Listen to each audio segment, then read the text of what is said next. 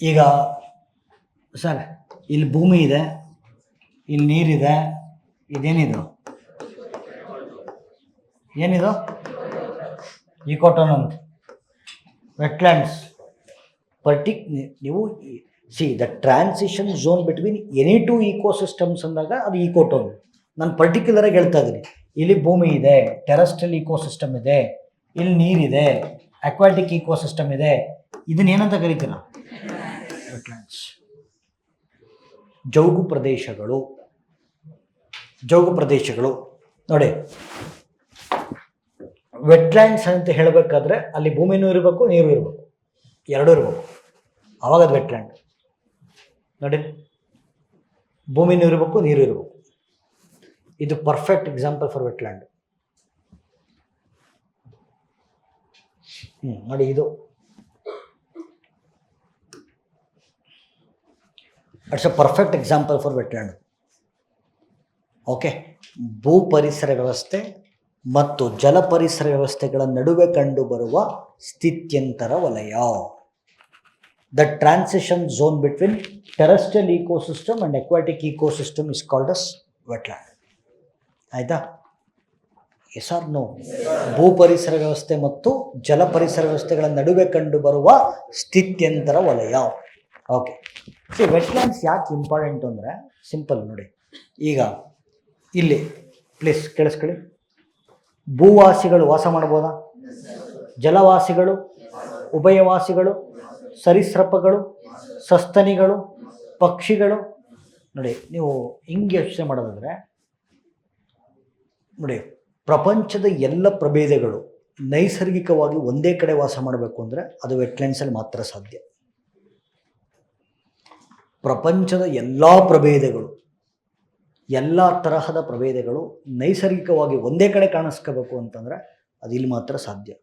Because this supports terrestrial organisms, aquatic organisms, amphibians, reptiles, mammals, birds, each and everything. ಆಯಿತಾ? So ಹಾಗಾಗಿ wetlands are the source of biodiversity. Wetlands are the source of biodiversity. ಏನ್ರಿ ಅಂದರೆ ಇಲ್ಲಿ ಪ್ರಭೇದಗಳ ಶ್ರೀಮಂತಿಕೆ ಜಾಸ್ತಿ ಇರುತ್ತೆ. ಸರಿ, ಈಗ sir please listen here. 1971 February 2ನೇ ತಾರೀಕು ಇರಾನ್ ರಾಷ್ಟ್ರದ ಬರ್ರಿ ಪಟ ಮಾಡ್ರಿ, ಯಾಕೆ ಕೂತ್ಕೊಂಡಿದ್ದೀರಿ? 1971 ಫೆಬ್ರವರಿ 2ನೇ ತಾರೀಕು ಇರಾನ್ ರಾಷ್ಟ್ರದ ರಾಮ್ಸರ್ ಎನ್ನುವಂಥ ನಗರದಲ್ಲಿ ಒಂದು ಸಮಾವೇಶ ನಡೀತು. Okay, convention on the protection of globally important wetlands. ಅದನ್ನು ಶಾರ್ಟ್ ಆ್ಯಂಡ್ ಸ್ವೀಟಾಗೆ ನಾವು ರಾಮ್ಸರ್ ಕನ್ವೆನ್ಷನ್ ಅಂತ ಕರೀತೀವಿ. ಲಿಸನ್, 1971 ಫೆಬ್ರವರಿ 2 ಇರಾನ್ ರಾಷ್ಟ್ರದ ರಾಮ್ಸರ್ ಎನ್ನುವಂಥ ನಗರದಲ್ಲಿ ಒಂದು ಸಮಾವೇಶ ನಡೀತು. ಓಕೆ, ಅಂತಾರಾಷ್ಟ್ರೀಯ ಪ್ರಾಮುಖ್ಯತೆಯನ್ನು ಹೊಂದಿರುವ ಜೌಗು ಪ್ರದೇಶಗಳನ್ನು ಸಂರಕ್ಷಿಸುವ ಜಾಗತಿಕ ಸಮಾವೇಶ. ಶಾರ್ಟ್ ಆ್ಯಂಡ್ ಸ್ವೀಟಾಗಿ ಅದನ್ನು ರಾಮ್ಸರ್ ಕನ್ವೆನ್ಷನ್ ಅಂತ ಕರಿತೀವಿ. ಓಕೆ, ಈ ಸಮಾವೇಶ ಅಂಗೀಕಾರ ಆಗಿದ್ದು 1971 ಫೆಬ್ರವರಿ 2, ಬಟ್ ಅದು ಜಾರಿಗೆ ಬಂದಿದ್ದು 1975. ಅಂಗೀಕಾರ ಆಗಿದ್ದೇ ಬೇರೆ, ಜಾರಿಗೆ ಬಂದಿದ್ದೇ ಬೇರೆ. It was adopted in 1971. Okay, enforced in 1975. ಹಾಗಾಗಿ ಅಂಗೀಕಾರ ಆದಂಥ ದಿನವನ್ನು ಸ್ಮರಣೆ ಮಾಡಲಿಕ್ಕೋಸ್ಕರ ಅಂದರೆ ಅಡಾಪ್ಟ್ ಆದಂಥ ದಿನವನ್ನು ನೆನ್ಪಿಟ್ಕೊಳ್ಳಿಕ್ಕೋಸ್ಕರ ಪ್ರತಿ ವರ್ಷ ಫೆಬ್ರವರಿ 2ನೇ ತಾರೀಕನ್ನು ವರ್ಲ್ಡ್ ವೆಟ್ಲ್ಯಾಂಡ್ ಡೇ ಅಂತ ಕರಿತೀವಿ, ವಿಶ್ವ ಜೌಗು ಪ್ರದೇಶಗಳ ದಿನ. ಸರಿ, ಈ ರಾಮ್ಸರ್ ಸಮಾವೇಶದ ಉದ್ದೇಶ ಗ್ಲೋಬಲಿ ಇಂಪಾರ್ಟೆಂಟ್ ವೆಟ್ಲ್ಯಾಂಡ್ಸನ್ನು ಐಡೆಂಟಿಫೈ ಮಾಡಿ ಅಂತಾರಾಷ್ಟ್ರೀಯ ಪ್ರಾಮುಖ್ಯತೆಯನ್ನು ಹೊಂದಿರುವ ಜೌಗು ಪ್ರದೇಶಗಳನ್ನು ಗುರುತಿಸಿ ಅವುಗಳನ್ನು ರಾಮ್ಸರ್ ತಾಣಗಳೆಂದು ಘೋಷಿಸುವುದು, ಸಂರಕ್ಷಿಸುವುದು, ನಿರ್ವಹಿಸುವುದು. To declare, maintain and conserve globally important wetlands. ಆಯಿತಾ? ಹಾಗಾದರೆ as of 2026 June data, we have 100 Ramsar sites in India. In India. ಅದರಲ್ಲಿ ಭಾರತದ ಪ್ರಪ್ರಥಮ ರಾಮ್ಸರ್ ತಾಣ ಚಿಲಿಕಾ ಸರೋವರ ಒಡಿಶಾ.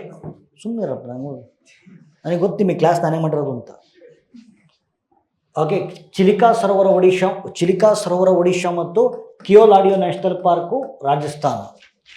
ಸೊ ಭಾರತದ ಲಾರ್ಜೆಸ್ಟ್ ರಾಮ್ಸರ್ ಸೈಟ್ ಯಾವುದು ಅಂತಂದರೆ ಸುಂದರ್ಬನ್ಸ್ ಪಶ್ಚಿಮ ಬಂಗಾಳ. ಓಕೆ, ಆ್ಯಕ್ಚುಲಿ ಸುಂದರ್ಬನ್ಸ್ ಪಶ್ಚಿಮ ಬಂಗಾಳ ಇದು ಬರೋಕ್ಕಿಂತ ಮುಂಚೆ 2021ವರೆಗೂ ಚಿಲಿಕಾ ಸರೋವರ Odisha was the largest Ramsar site.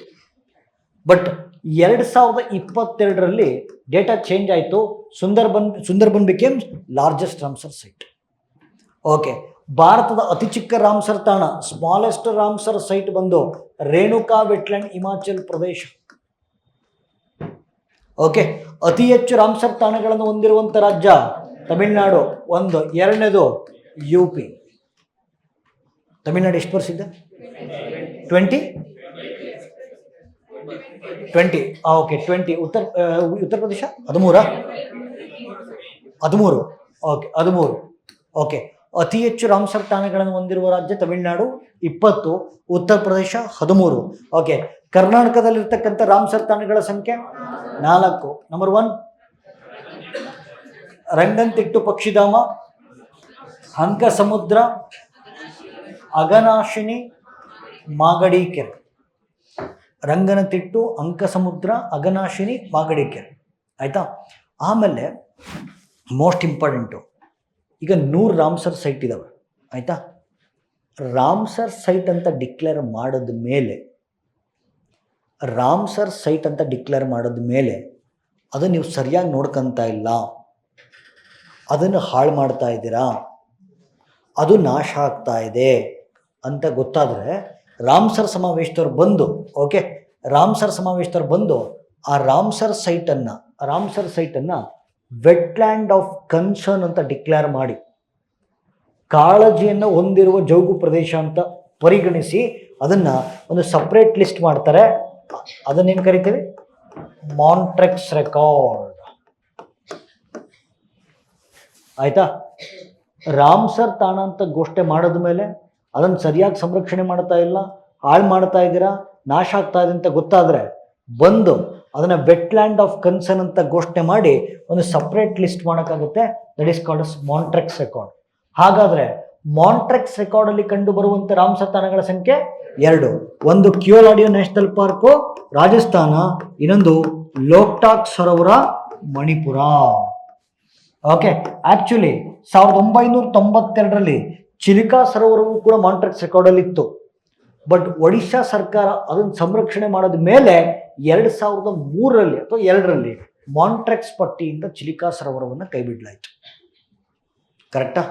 ಸರಿ, ಈಗ ರೀಸೆಂಟಾಗಿ ಅದು 100ನೇ ರಾಮ್ಸರ್ ತಾಣ ಡಿಕ್ಲೇರ್ ಆಗಿದೆ.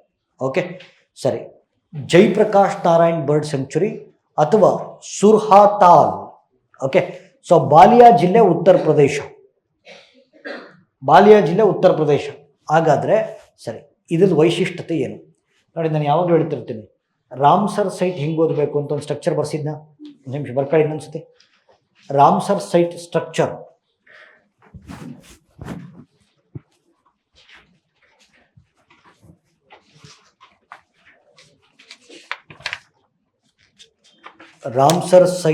ಸ್ಟ್ರಕ್ಚರ್ ಆಯಿತಾ. ಫಸ್ಟ್ ನೇಮ್, ಯಾವ್ದಾದ್ರು ರಾಮ್ಸರ್ ತಾಣ ಘೋಷಣೆ ಅಂದರೆ ಇದೇ ಸ್ಟೈಲ್ ಓದಬೇಕು. ನೇಮ್, ಹೆಸರು. ಎರಡನೇದು ಸ್ಟೇಟ್, ರಾಜ್ಯ.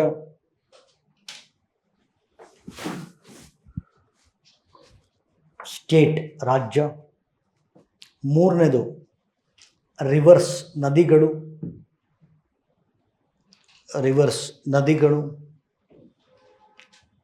ನಾಲ್ಕನೇದು ಎಂಡಮಿಕ್ ಬರ್ಡ್ ಸ್ಪೀಷೀಸ್ ಅಥವಾ ಬರ್ಡ್ ಸ್ಪೀಷೀಸ್. ಎಂಡಮಿಕ್ ಬೇಡ, ಬರ್ಡ್ ಸ್ಪೀಷೀಸ್. ಪಕ್ಷಿ ಪ್ರಭೇದಗಳು ಭಾಳ ಇಂಪಾರ್ಟೆಂಟು. ನೆಕ್ಸ್ಟ್ ವೈಶಿಷ್ಟ್ಯತೆ, ಯುನಿಕ್ನೆಸ್.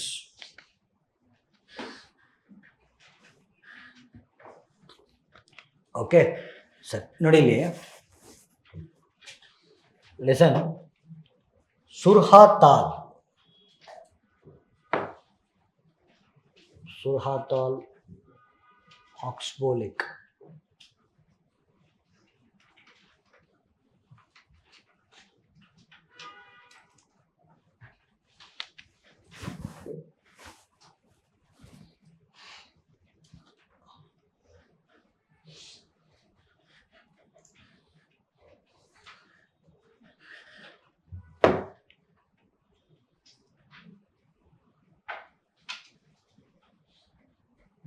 ಕ್ಲಾರಿಟಿ ಇಲ್ಲ.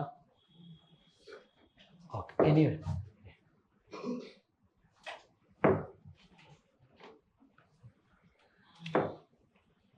ರೈಟ್. ನೋಡಿ, ಇದು ಆಕ್ಸ್ಬೋ ಲೇಕ್ ಅಂತಂದ್ರೆ ನೋಡಿ, ಇದು ಒಂದು ನದಿ ಹರಿಬೇಕಾದ್ರೆ